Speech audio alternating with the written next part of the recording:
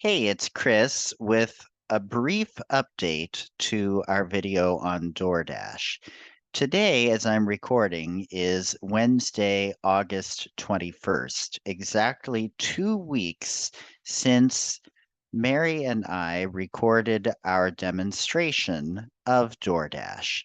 And what a difference 2 weeks makes. As those of us who have played with and interacted with many apps can attest. Apps can update frequently and can go from very accessible and very easy to navigate to all of a sudden not so easy to navigate, and vice versa. And that seems to have happened with DoorDash. So I wanted to come in and update you on what has happened since we recorded the last video. Much of what we recorded still applies. However, what has changed is an apparent bug involving navigating the menu in DoorDash.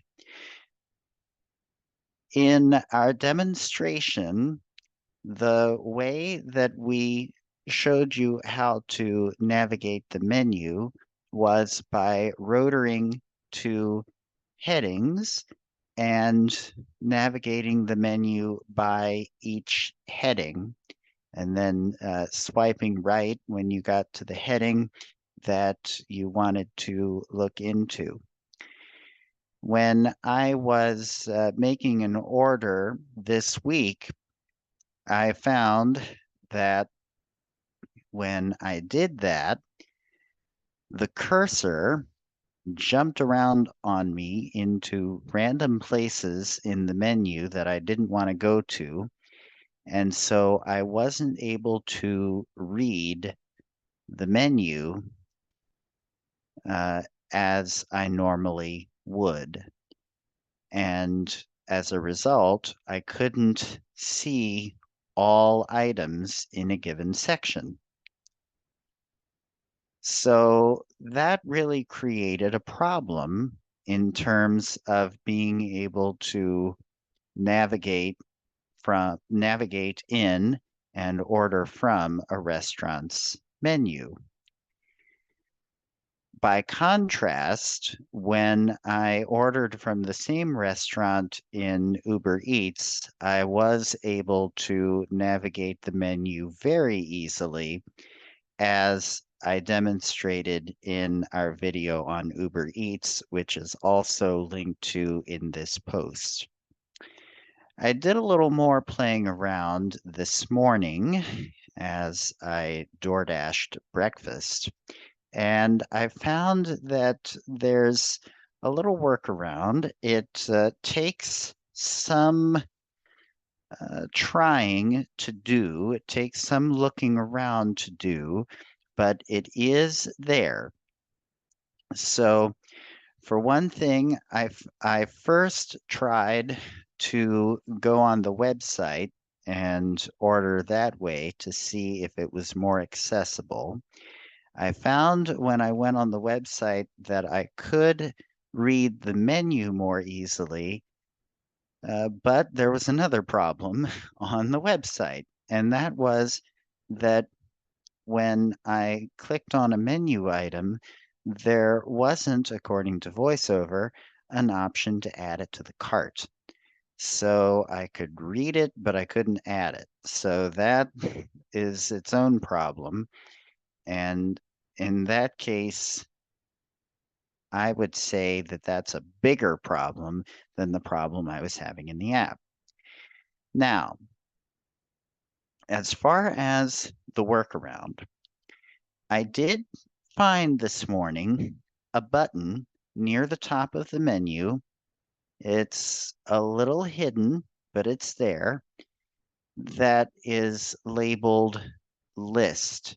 It first reads like an unlabeled button, so you have to let it say button and then eventually VoiceOver will beep and it'll say list. And if you double tap on that, it will display the menu as a list of buttons, and you can click on the category that you want by double tapping. That's an easier way to navigate the menu in general. I like that. Still, when I clicked on a category that I wanted, it was a little quirky to read through the menu. For example, it would tell me the prices of some things without telling me what they actually were. And then I would have to swipe left and swipe right, and eventually it would tell me what the thing was. But it was at least a much better way to navigate through the menu. So my conclusion here is that there does seem to be a workaround. It takes a little looking around, but it's there. It's near the top of the menu, and I had to do it a few times to figure out where it was and where to tell you how I found it. It's near the top of the menu where you find your store. You double tap on the store, and there's a section about reviews, and it's in that section. If you keep swiping right, there will be a button that says list, and you want to just look around for that. And then when you find that list button, just double tap on that, and that's what you're looking for. Uber Eats does seem to be generally easier to navigate right now, but if you have something that you want to get or a restaurant that you want to order from that's on DoorDash but not on Uber Eats, then it looks like DoorDash is still, at least for now, doable. And we hope that DoorDash will soon fix that bug so that we can use it more easily. But for now, there's a workaround. So thanks for watching this update. There's an example of the ever-changing accessibility of many apps that we deal with and how we need to constantly be on the lookout for our workarounds. If you have any more feedback or any other updates to share with us, always let us know at helpdesk@imagemd.org.